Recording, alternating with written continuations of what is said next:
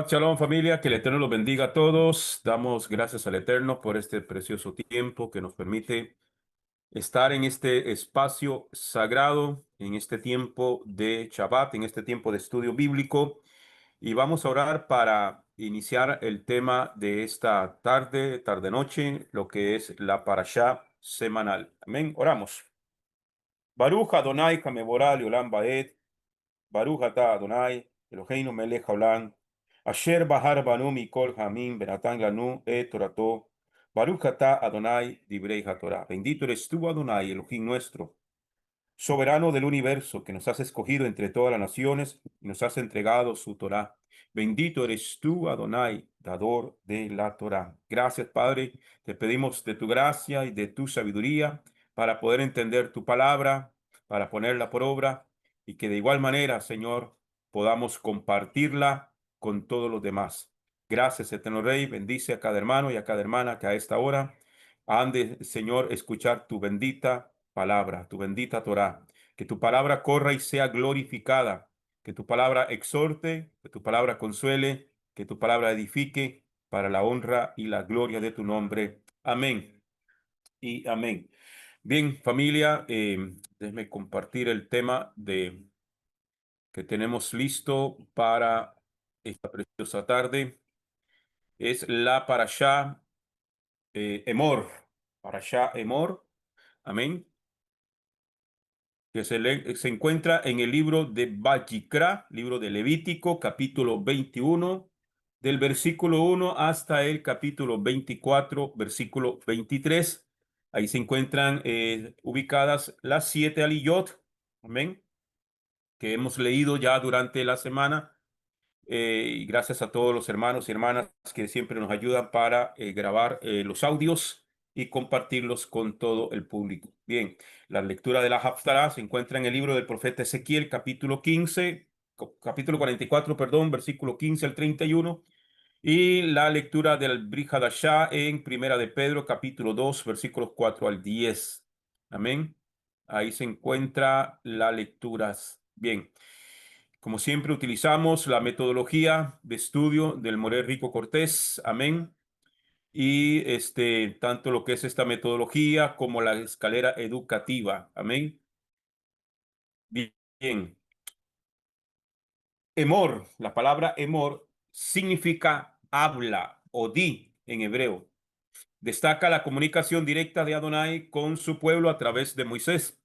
Este acto de hablar implica no solo emitir sonido, sino también transmitir intención, la autoridad y el poder detrás de las palabras. Resalta la importancia de adherirse a la palabra de Elohim en un mundo lleno de ruido y distracciones. Los mandamientos y enseñanzas son directrices vivas que tienen el poder de moldear vidas conforme a principios divinos de justicia, misericordia y santidad. Nuestra fe se basa en lo que Adonai ha dicho. La Parashá Emor detalla leyes de pureza para los sacerdotes, instrucciones sobre las ofrendas y el calendario de las festividades sagradas, incluyendo el Shabbat, Pesach y Sukkot. Establece requisitos para los sacrificios y aborda la menorá y los panes de la proposición. Concluyen con legislaciones sobre blasfemia, injusticia, enfatizando la santidad y el orden divino en la vida ritual y cotidiana de Israel, preparando al pueblo para servir dignamente a Adonai. Amén. Eso es a grandes rasgos el contenido de las 7 aliyá que componen esta parashá. Amén. Su nombre es Gloria. Bien, vamos a leer parte de lo que es la primera aliyá. La palabra aliyá, para los hermanos que son nuevos y nos están escuchando, significa ascenso o subida. Cada vez que estudiamos las Sagradas Escrituras, estamos subiendo, estamos ascendiendo en el nivel espiritual. Amén. Bien, Levítico capítulo 21, ahí se encuentra esta aliyá desde el versículo 1 hasta el versículo 15. El tema central de esta aliyá habla de normas de pureza, duelo, matrimonio y santidad de los sacerdotes de Israel. La exégesis detallada y contexto cultural.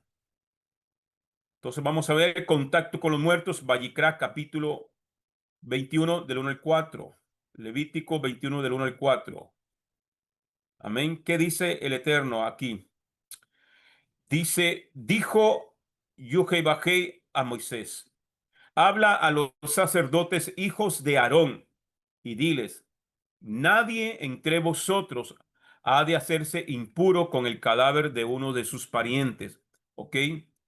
Aquí quiero hacer una pausa. Está hablando, dice, a los sacerdotes hijos de Aarón.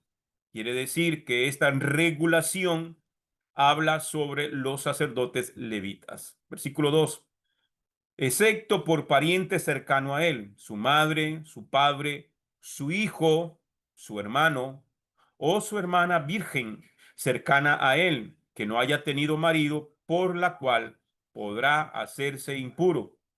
No se contaminará profanándose, pues es dirigente en medio de su pueblo. Entonces, el punto número 1 aquí, el sacerdote no puede contaminarse ritualmente, una contaminación ritual. Amén. No se puede contaminarse ritualmente por un cadáver, salvo por familiares cercanos, la madre, el padre, el hijo y la hija, hermano o una hermana virgen. Ok, ¿esto qué implica?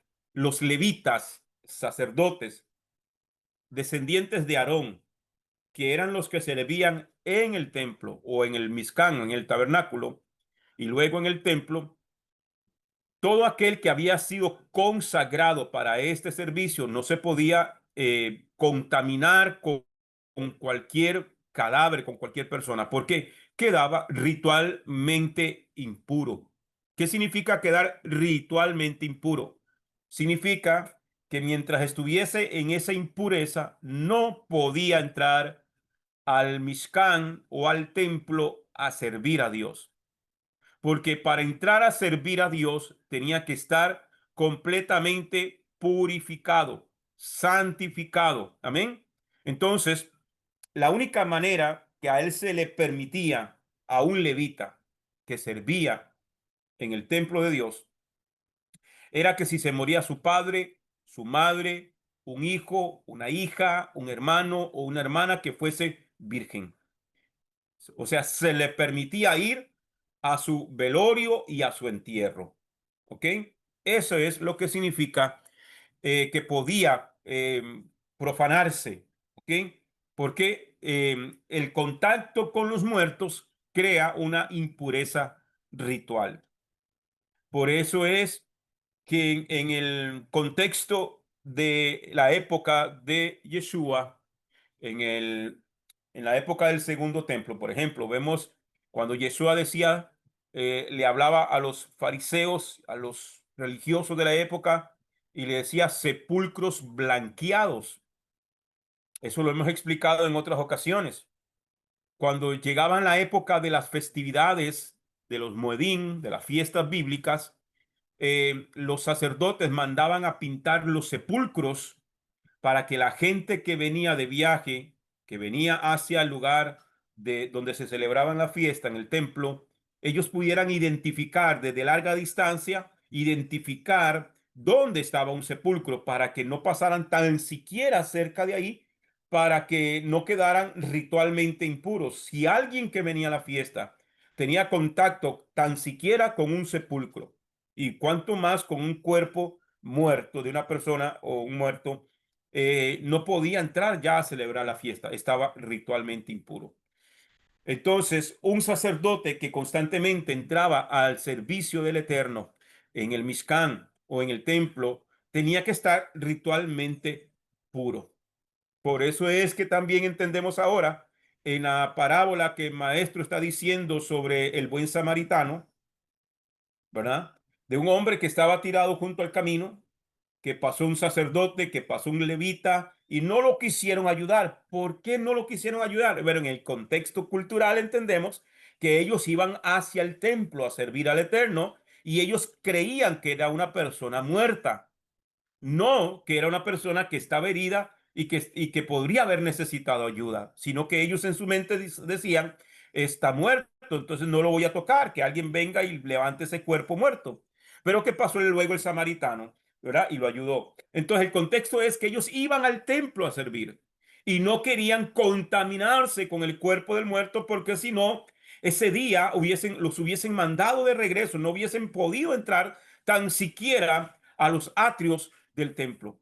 Entonces, ese es el contexto. Entonces, el sacerdote no puede contaminarse ritualmente por un cadáver, salvo por familiares cercanos, madre, padre, hijo, hija, hermano y hermana virgen.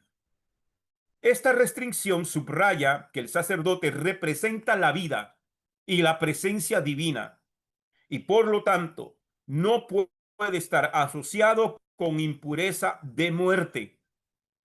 No puede estar asociado con impureza de muerte. Usted se puede leer el libro de Números, capítulo 11, capítulo 19, versículo 11 al 14. Es por eso, hermano, ¿por qué razón? Porque el Eterno hace una diferencia entre el inframundo, entre los siervos de los dioses paganos a los siervos del Dios de Israel. En las culturas paganas, ellos adoraban y servían y hablaban de los muertos. Dios no, el Eterno no. Por eso Él no quiere nada que se asocie con el inframundo, nada que asocia a sus siervos con el ámbito de la muerte, porque Dios es vida y un ministro, un sacerdote, representa la vida de Dios. Por eso es, amados hermanos, que cuando fallece una persona dentro de la comunidad creyente en el Eterno, no se puede realizar sus ritos de sepelio, de velación en el templo donde se predica la palabra de Dios, donde se sirve a Dios. Usted no ve ninguna parte en la escritura, ni desde Génesis a Apocalipsis, ninguna parte que hable que velaban muertos ni en las sinagogas, ni en el templo de Dios, ni en el tabernáculo, en ninguna parte. ¿Dónde se velaban entonces? ¿Dónde debemos velar? Bueno, se velaban en las casas. Lo vemos. La hija de Jairo, que era el principal de la sinagoga, no estaba velando a su hija en la sinagoga. ¿Dónde la tenía? En su casa. Lázaro, el amigo íntimo de Yeshua, estaba muerto. ¿Dónde lo estaban velando? ¿En el templo? No, en su casa. Yeshua llegó a la casa y llegó a la casa para consolar a sus hermanas. Ya lo habían enterrado, pero no, nada, en ninguna parte de la Biblia no es bíblico que una iglesia que se hace llamar iglesia de Dios vele a sus muertos dentro del recinto donde se alaba y se adora a Dios. Eso es cultura pagana. Eso es cultura pagana que la Iglesia Católica promovió y que el ámbito evangélico lo adoptó sin consultar lo que dice la Escritura. ¿Ok? Entonces, hoy por hoy hay lugares, capillas de velación que llaman, que se pueden alquilar para velar al familiar fallecido. Y el que no, pues lo vela en su casa. Esta semana, ayer, durante el día, bueno, el jueves durante el día y parte de ayer durante el día, me tocó oficializar el sepelio de un vecino que nos criamos juntos, amigo mío, muy amigo mío, que el Eterno me dio la oportunidad. Aquí vino a mi casa, él se enfermó de un cáncer y vino aquí a mi casa en varias ocasiones. Ya él no vivía aquí, vivía en Alajuela, pero y el Eterno me dio la oportunidad de hablar con él, de orar con él, de hablarle, de enseñarle, de explicarle aquí en mi casa. Cuando estaba mi madre aquí, juntamente aquí, entre los dos, hicimos la oración por él, le hablamos de nuestro Yeshua HaMashiach, lo aceptó en su corazón, juntamente vivía en unión libre con su pareja. El Eterno me dio la oportunidad de oficializar su boda aquí con la familia de él, los hermanos y que son amistades de nosotros, y pudimos ayudarlo en esa transición hacia el camino que le tocó pasar. Me tocó estar en la vela de él el jueves durante la noche y ayer durante el día. Ayer se complicó un poco y tuvimos que, bueno, retrasamos bastante el tiempo de la sepultura eh, y había que hacerlo. La familia quedó muy agradecida. Ahí en pleno cementerio me tocó predicar, no predicar, sino pues dar un mensaje al muerto, no a los vivos, porque la familia me pidió que si podía dar unas palabras y claro que sí. Y le hablé a los que están vivos, que la muerte es un momento, cuando muere una persona, es un momento de reflexión para los que quedan con vida. Y les hablé de la esperanza que la escritura nos da, que los muertos en Mashiach resucitarán primero, pero que hay que estar preparado para el momento de la muerte, no esperar a una enfermedad terminal, como fue el caso de nuestro amigo, que no hay que esperar un momento de un accidente y estar entre la vida y la muerte para poder reconocer, sino que hay que estar preparado porque a muchos no le da tiempo, a muchos, hermano, alargaron su tiempo y nunca quisieron vivir para Dios. Bueno, pero, pero lo que quiero concluir con esto es, hermanos, que hay lugares específicos donde bíblicamente usted puede hacer su ritual del sepelio de un familiar, de un amigo. Ok, por eso el templo representa un lugar santo. El templo, el Beit Hamidash, Beit Hamidash, que es realmente el nombre correcto para lo que conocemos como el templo, es la casa de su presencia. El Beit Hamidash, la casa de su presencia. Y Dios no tiene nada, hermano, en relación con la muerte, porque Dios es vida. Y sus ministros, por eso, tenían que mantenerse puros ritualmente y no tener contacto con la muerte. ¿Ok? Cuando iban a servir al Eterno. Entonces, el sacerdote no puede contaminarse ritualmente, ya lo dijimos. Esta restricción subraya que el sacerdote representa la vida y la presencia divina y por lo tanto no puede estar asociado con impureza de muerte. 3. El duelo debe ser contenido y ritualizado y no expresado con desesperación o gestos paganos. El duelo debe ser contenido o ritualizado, no expresado con desesperación o gestos paganos. ¿Qué significaba esto? ¿O qué significa esto? Que en las culturas, estas culturas paganas, hermano, hacían todo una exageración, un ritualismo donde se sajaban, se arrancaban su cabello, se cortaban el pelo, se tatuaban, hacían señales de luto. En las cosas de Dios o en la Torá de Dios no debe ser así. No debe ser así. Algo que me impresionó bastante eh, durante el sepelio de mi amigo Javier Quijano, fue que yo no vi lágrimas durante el velorio, durante la velación del cuerpo. Ahí estuvimos. Mi mamá estuvo ahí, mi mamá aguantó más que yo inclusive, pero estuvimos hablando, estuvimos conversando, recordando, no vi una sola lágrima. ¿Cuándo vine a ver lágrimas? Ahí la hora del sepelio, del entierro. Sí, la familia lloró, la esposa eh, porque ella me decía, es que él se fue con el Señor. Él se fue, él aceptó al Señor y estaban muy agradecidos. Y digo, y Dios nos dio la oportunidad de arreglar nuestra vida, de casarnos, yo me sentía realmente entre la tristeza que uno puede sentir y el dolor porque se va un familiar, se va un amigo. Claro que hay dolor. Se puede llorar, claro que se puede llorar. Amén. Pero no en esa desesperación y esos actos que hacen, hermano, donde la gente hace cosas que ya pasan a otro ámbito. Y eso es lo que está expresando aquí. El duelo debe ser contenido y ritualizado, no expresando con desesperación o gestos paganos. Punto B.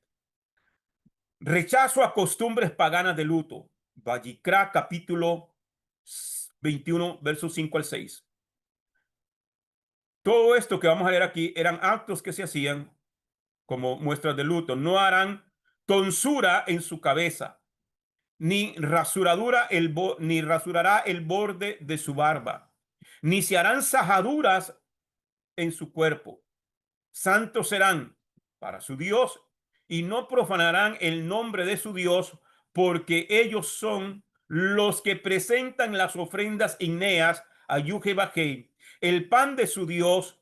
Por esto han de ser santos. Los sacerdotes paganos hacían tonsuras por sus deidades. Esto es una tonsura, esto que están viendo aquí. Por sus deidades o por sus muertos. Todo esto, esta práctica, estaba asociado con el inframundo. Y este que usted está viendo aquí, o estos dos que usted está viendo aquí, estos dos que usted está viendo aquí, son monjes de un seminario católico. ¿Cómo lo ve? Entonces, es una práctica pagana. Es una práctica pagana. ¿Ok? Se prohíbe, se prohíbe raparse la cabeza en señal de luto. Cortarse el cuerpo. Gente que se marca. Está prohibido.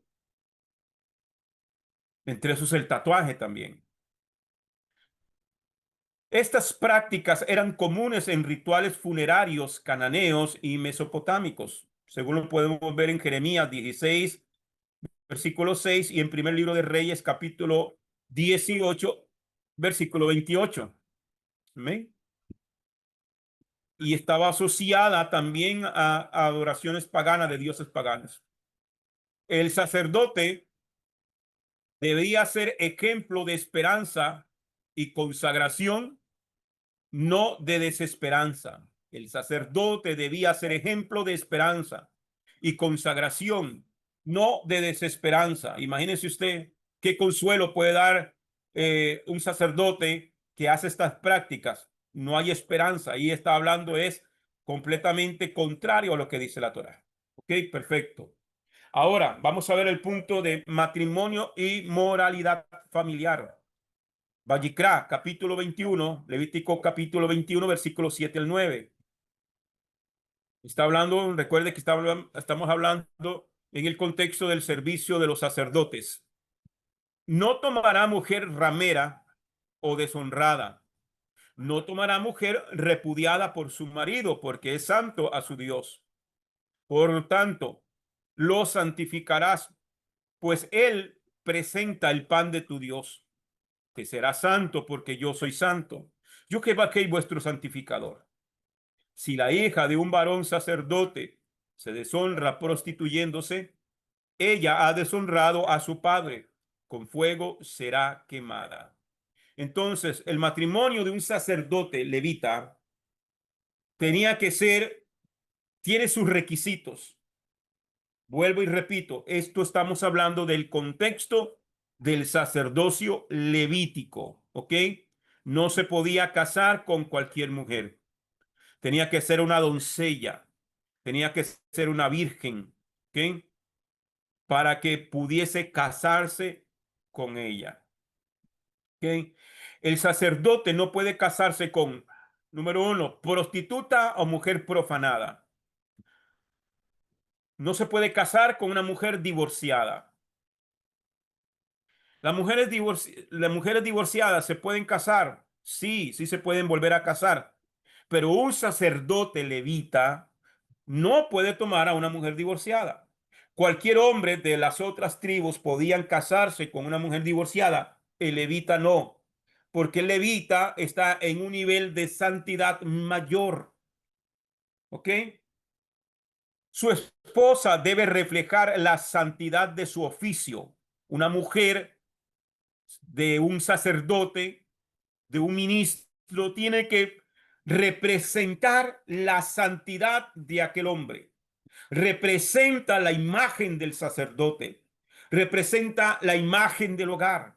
Entonces, la mujer como tal debe de estar en un nivel espiritual, moral, al nivel de su marido. No puede ser cualquier mujer. El texto vincula honra familiar con vocación sacerdotal. ¿Ok?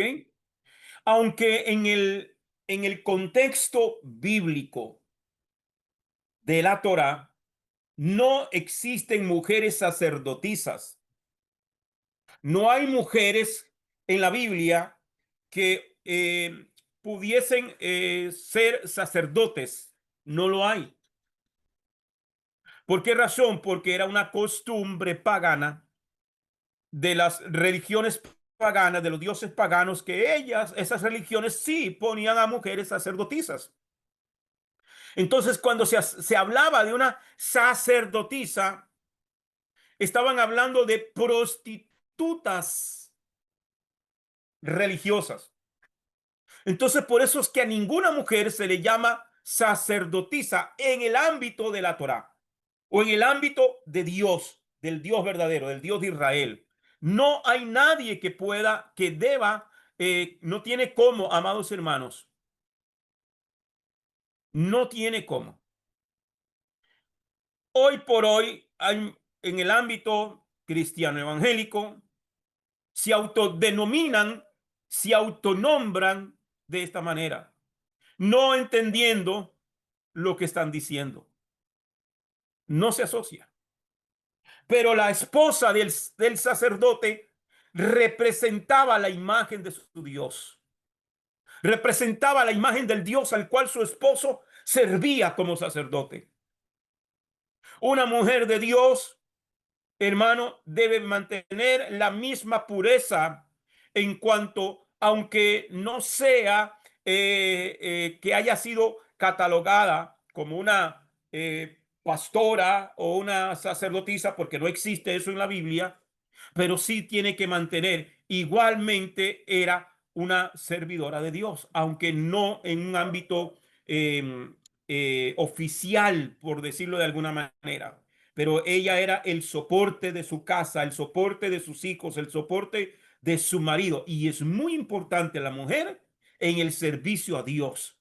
Es muy importante, pero sin querer ponerse un título que no le corresponde, porque la que se pone un título que no le corresponde se está asociando con las prácticas paganas que el Señor no aprueba. Entonces, normas para el Cohen Gadol. Ok, aquí hablamos ya de lo que era el sacerdote, el levita. Ok, un levita. Pero ahora vamos a hablar normas para el Cohen Gadol, el sumo sacerdote. Cohen Gadol es el sumo sacerdote. Entonces, si el sacerdote tiene un nivel de santidad, el Cohen Gadol tiene un nivel mayor de santidad. Por lo tanto, al Cohen Gadol se le demanda más que al mismo sacerdote levita. ¿Sí me entiende? Se demanda más porque él tiene un nivel mayor de compromiso, de autoridad, pero también, hermanos, se le demanda más. Al que mucho se le da, mucho se le demanda. El que mucho recibe, mucho se le va a pedir más que a los demás. No es lo mismo que el Eterno a todos nos va a pedir cuenta, sí, pero aquellos que por gracia, bondad, misericordia del Eterno nos ha permitido llevar el mensaje, se nos va a demandar más que a cualquier otra persona. ¿Ok? Entonces, las normas para el Cohen Gadol, para el sumo sacerdote. Vayikra 21:10 al 12 dice, el que entre sus hermanos sea sumo sacerdote, sobre cuya cabeza haya sido derramado el aceite de la unción y haya consagrado su mano para ponerse las vestiduras, no desgreñará su cabeza, ni rasgará sus vestidos. Que todo esto era señales de luto, ¿ya? Una señal de luto era inclusive echarse tierra en la cabeza, rasgar sus vestidos. Eso es señal de luto. Cualquier otro podía hacerlo menos el sacerdote y mucho menos el sumo sacerdote. ¿Ok? No, ni rasgará sus vestidos. No entrará donde haya cadáver. Ok, entonces vimos anteriormente que el sacerdote levita sí podía entrar donde había un cadáver, nada más que tenía que ser su padre, su madre, su hermano, su hermana, su hijo o su hija o una hermana virgen, ¿ok? Pero el sacerdote ni siquiera por su madre ni su padre, ¿ok? El sumo sacerdote. No entrará donde haya cadáver alguno. No se contaminará ni por su padre ni por su madre. No saldrá del santuario ni profanará el santuario de su Dios, porque la diadema del aceite, la corona de aceite, la corona de la unción de su Dios está sobre él. ¿Quién firma esto? Yo, Yuhei Bajei. Entonces, mire qué tremendo, hermano. Al Cohen Gadol, al sumo sacerdote, se le demanda mayor santidad que los demás. Entre más Dios nos da, más santidad nos va a demandar, más cuenta nos va a pedir. Dos, no puede hacer duelo ni siquiera por sus padres. Por eso es que cuando Nadab y Abiud murieron, inmediatamente el Eterno le habla a Moisés, dile a Aarón que ni siquiera llore, que no haga lamento por sus hijos, porque él vestía las vestiduras sagradas sacerdotales, el efod sagrado. Hermano, yo me imagino que en ese instante Aarón tuvo que haber recibido una llenura y una fortaleza del Espíritu de Dios para no derramar una lágrima. Una lágrima no podía derramar. No podía hacer allí el luto fuertísimo. Cuando uno lee y entiende esto, comprende muchas cosas que vienen en la Torah. No saldrá del santuario ni profanará el santuario de su Dios, porque la diadema, la unción estaba sobre él. ¿Ok?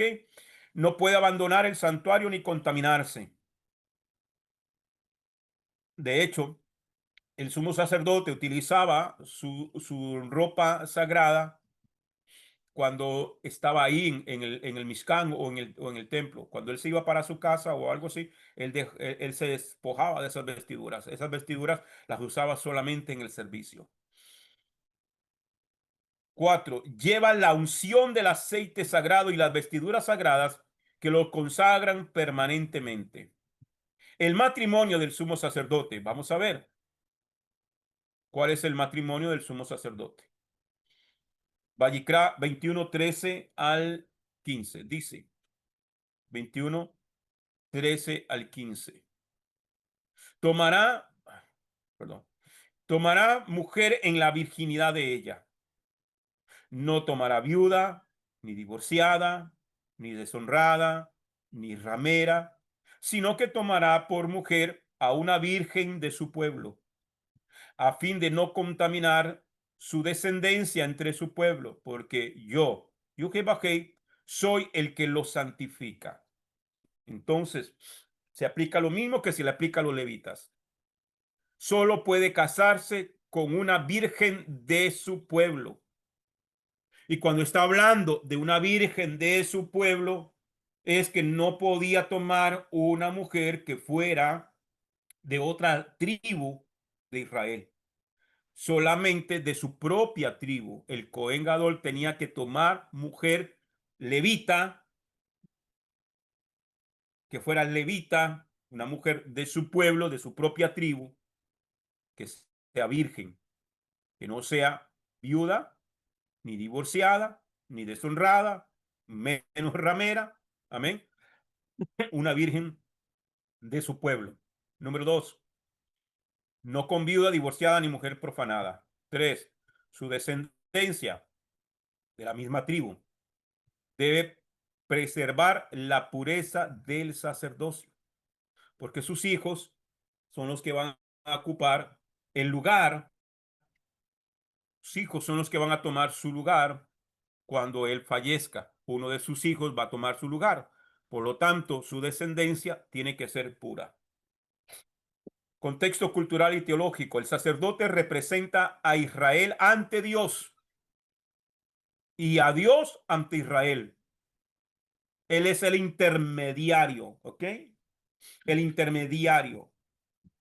Él representa a Dios ante el pueblo, amén, y representa al pueblo ante Dios, ¿ok? Dos, su vida debía ser modelo de orden, pureza y consagración. Todo ministro tiene que ser un modelo para la congregación, un, un ministro de Dios. Aquí hablamos del Cohen Hagadol, sí, pero aplica para todo aquel amado hermano que está sirviendo a Dios. Y yo no, hermano, no concibo, hay cosas que yo no las puedo concebir porque van en contra de lo que es la santidad de Dios. Hoy por hoy yo escucho gente, hermano, ministros, que yo los he escuchado y los he visto, escuchando música mundana, viendo telenovelas. Les da igual cantar para Dios que cantar canciones mundanas, las publican. Ya se han descarado de tal manera hoy en día, hermano. Cero santidad, cero compromiso con Dios. Y si usted dice algo, no, es que este es un legalista, este es un religioso, eh, de todo le dicen a uno.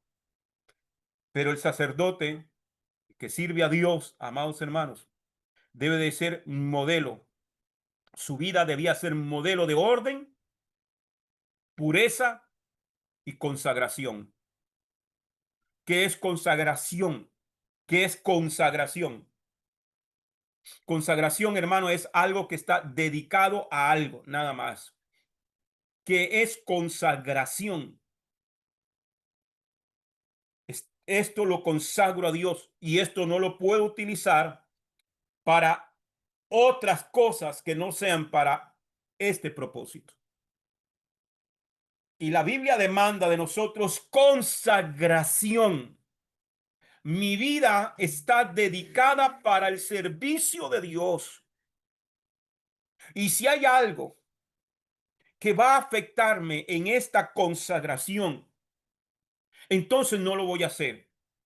Y es ahí donde entonces, cuando la persona tiene conciencia de que somos consagrados para Dios, dedicados al servicio para Él, entonces si me van a ofrecer un trabajo de bartender en una cantina, cualquiera dirá, hermano, pero es trabajo y es un trabajo honrado, sí, pero no es para mí. ¿Por qué? Porque yo estoy consagrado al servicio de Dios. Si me voy a ir a una empresa y tengo que estar mintiendo porque las empresas, muchas de ellas, para poder vender sus productos o vender sus servicios, tienen que dar unas mentiras, hermano, porque a mí me lo dijeron. No, usted diga esto y ya está. No, mi vida está consagrada a Dios. Hermano, que vamos a ir allá a las fiestas de no sé qué, son unas fiestas patronales. No, no puedo. ¿Por qué? Ah, hermano, pero nosotros no vamos a ir a rezarle al muerto, ni le vamos a ir a rezar al santo ese. Vamos ahí a la fiesta, vamos ahí a subirnos a los carritos chocones y a los caballitos para llevar a los niños para que se diviertan. Aquí hay unas fiestas, aquí en mi pueblo hay unas fiestas muy famosas que se llaman la Expo Pocosí. Pero son, hermano, todo esto viene asociado a las fiestas patronales que traen sus hermanos. Pero ¿acaso es malo ir a subirse a la rueda de Chicago o a los carritos chocones? No, eso no es lo malo. Es que esto está dedicado a lo pagano. Está asociado con inframundo, está asociado con la idolatría. Yo no puedo ir a comerme una manzana escarchada, a comprarme unos churros ahí. ¿Por qué? Porque eso está dedicado a lo pagano, a lo mundano. Y yo estoy consagrado.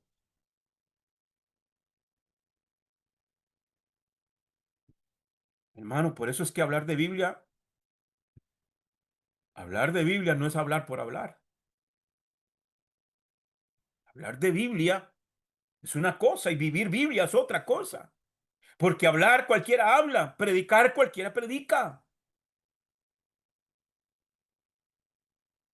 Pero vivir lo que yo predico es otra cosa.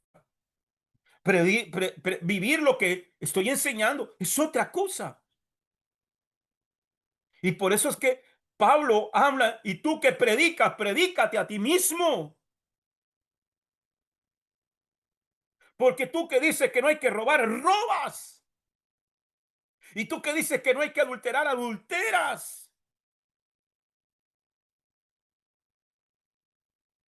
Hay que tener cuidado, amados hermanos. Sigo para terminar. Entonces, el sacerdote representaba a Israel ante Dios y a Dios ante Israel. Su vida debía ser modelo de orden, pureza y consagración. Estas restricciones no denigran a las mujeres divorciadas o viudas, sino que elevan el estándar del representante sacerdotal. ¿Ya? Aquí no se está hablando mal de la mujer divorciada o que quedó viuda. No, está hablando del nivel de santidad del sacerdote, del sumo sacerdote o de los sacerdotes. No se puede. Aquí es la mujer divorciada puede volverse a casar. Como dije, sí. La mujer viuda se puede volver a casar. Sí, pero el levita no podía tomar a ninguna de estas que estaban en estos grupos porque su nivel de santidad es mayor. ¿Ok? Y vuelvo y repito, hablando desde el contexto de el orden sacerdotal levítico. Tipología mesiánica. ¿Cómo traerlo a nuestro contexto en el Mesías? Yeshua es el sumo sacerdote eterno, según Hebreos 4:14, cuya vida fue completamente santa. Dos, nunca se contaminó, aunque se acercó a los impuros para restaurarlos, según Marcos capítulo 1, versículo 41 y Lucas 8:43. Recuerde, aquí está hablando de resucitó muertos, sanó leprosos, ¿ok? Su pureza no es ritual, sino ontológica. Él purifica por su contacto, no se contamina, ¿ok? Yo me puedo contaminar. Yeshua lo que hacía era purificar, ¿ya? Porque los muertos con los cuales Yeshua tuvo contacto no, no podían seguir estando muertos. Yeshua los volvió a la vida. Los leprosos que tuvieron contacto con Jesús, con Yeshua, no siguieron siendo leprosos. Los ciegos con los cuales Yeshua tuvo contacto, no siguieron siendo ciegos. Entonces, él no se contaminó, él purificó. Aplicación espiritual. Los líderes espirituales están llamados a un nivel más alto de integridad y dominio personal. Vuelvo y repito.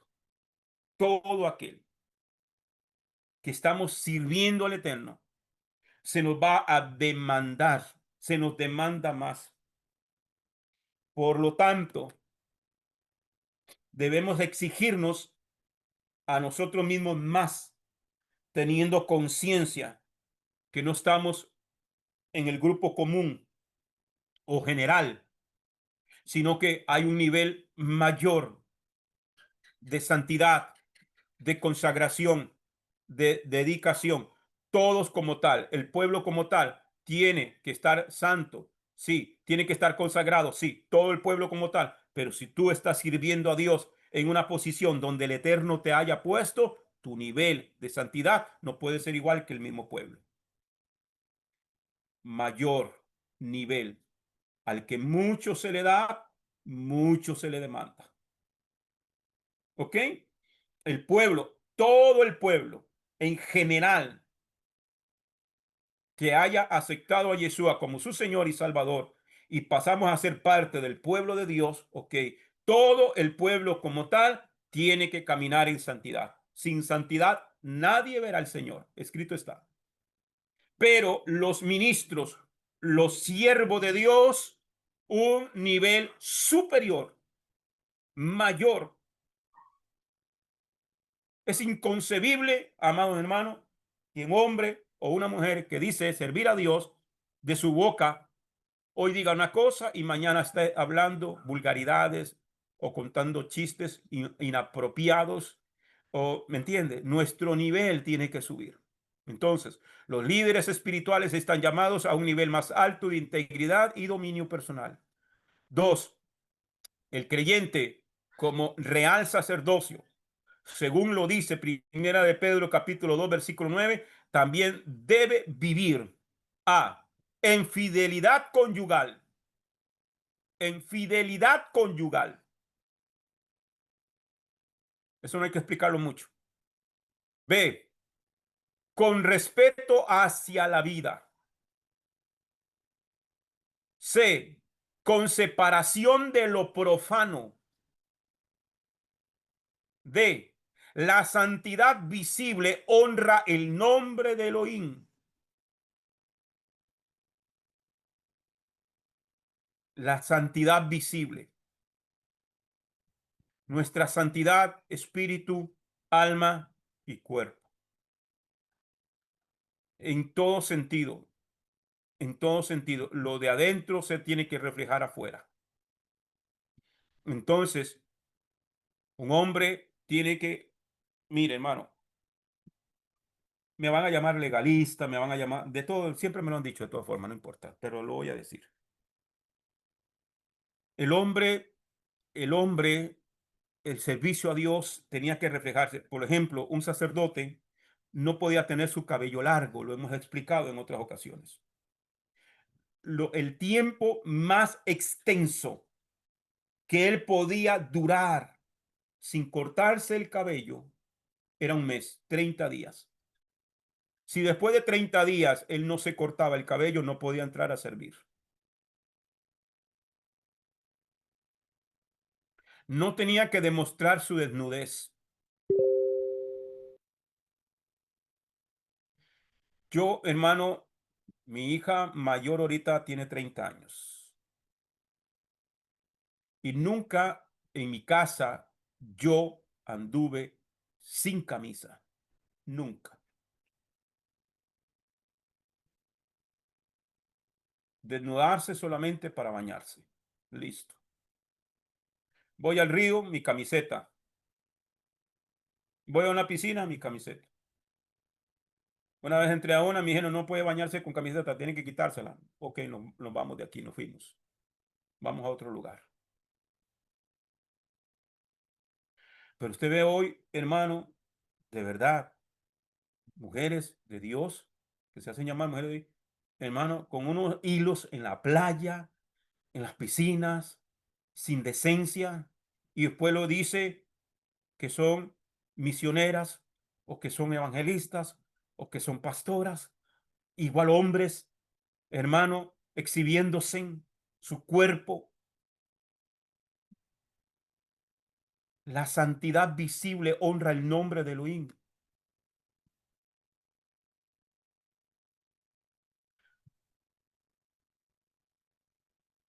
La forma en que nos vestimos tiene mucho que ver. Hoy usted ve, hermano, personas en los altares. Mire, hoy de las modas que salen del mundo, el problema es que lo que sale del mundo lo vienen y lo meten en las congregaciones. Y usted ve los hombres hoy con unos jeans súper apretados, hermano, sirviendo en los altares con camisas pegaditicas al cuerpo y están hablando en lenguas. Y, hermano, eso es indecencia. La santidad visible honra el nombre de Elohim. Mujeres en licras, en minifaldas, en posiciones, hermano, que no tienen subidas ahí cantando, predicando, lo que sea que hagan. La santidad es de adentro hacia afuera. Espíritu, alma y cuerpo no se pueden separar. Amén, amén. Espíritu, alma y cuerpo. Familia, nos gana el tiempo, no me dio tiempo para más. Esta próxima semana les prometo que vamos a tener la enseñanza desde el viernes y vamos a seguir aprendiendo cada día más. Si alguien tiene algún comentario o alguna consulta de lo que vimos, puede hacerlo, familia, y si no, pues gloria al Media Eterno. hora, mi paz. Me puse a leer y yo ya casi entro y se me fue. Me ceñí en la lectura, pero por lo menos recibí media hora de bendición. Muchas gracias, mi paz. Amén, amén. Bien, familia. Gracias al Eterno, gracias a todos los que se conectaron. Esperamos seguir aprendiendo. Nos estaremos viendo el viernes, si el Padre lo permite, perdón, el viernes, el lunes en formación ministerial. Amén.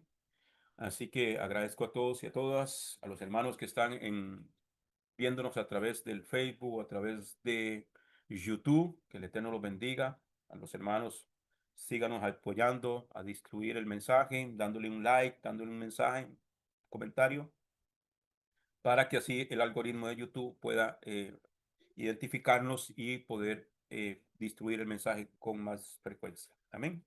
Así que oramos.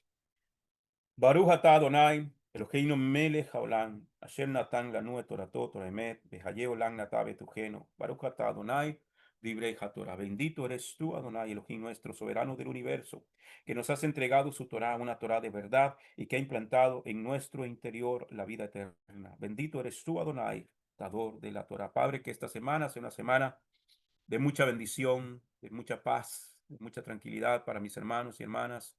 Gracias, Señor amado, por mi nieto que tú lo has traído en sanidad. Gracias, Eterno Rey, por todos aquellos que nos han apoyado en oración. Gracias te damos, Padre. Bendice a cada hermano, a cada hermana y a cada amigo y a cada amiga, Padre, que nos escuchan y que tu nombre sea exaltado y glorificado. Ayúdanos a caminar en santidad plena y completa delante de ti, Eterno Rey. En el nombre y por los méritos de nuestro Adón Jesús HaMashiach. Amén y amén. Chao a todos, familia. Feliz semana. Que el Eterno los Chavato bendiga a para todos. todos. Amén. Shalom, Chao shalom. a todos. Chao a todos.